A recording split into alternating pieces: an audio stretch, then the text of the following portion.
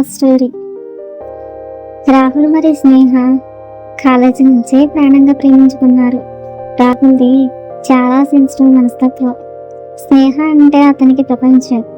స్నేహ కూడా అతన్ని అంతే అమితంగా ఇష్టపడేది. ఒకరోజు రాహుల్ స్నేహకి ఒక అందమైన ఊరని గిఫ్ట్గా ఇచ్చి, చచ్చే వరకు నాతోనే ఉంటావు కదా అని అడిగాడు. స్నేహ నవ్వుతూ, నువ్వు వద్దు అన్నా నేను నిన్ను వదలను అని మాట ఇచ్చింది. ఆ విధి ఆడిన నాటకం.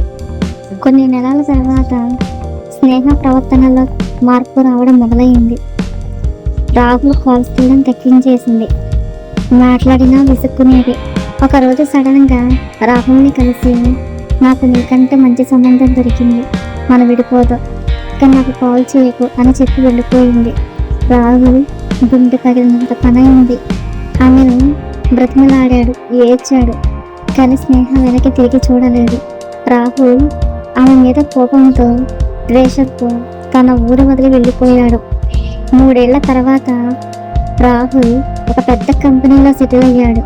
కానీ అతని మనసులో స్నేహ మీద కోపం మాత్రం తగ్గలేదు.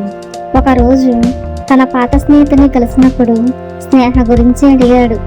ఆ స్నేహితుడు కళ్ళ నిండా నీళ్లతో ఒక డైరీని రాహుల్కి ఇచ్చాడు. రాహుల్ ఆ డైరీ చదవడం మొదలుపెట్టాడు.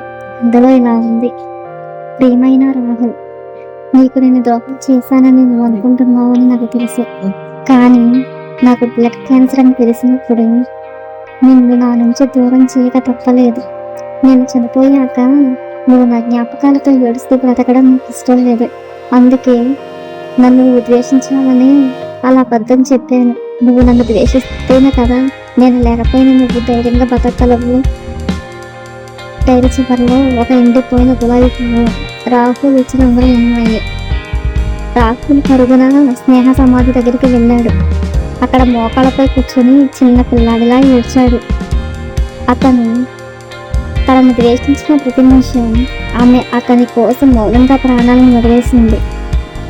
కొన్నిసార్లు మనం చూసే కోపం మీద మనం ఊహించాలన్నంత ప్రేమ దాటి ఉంటుంది.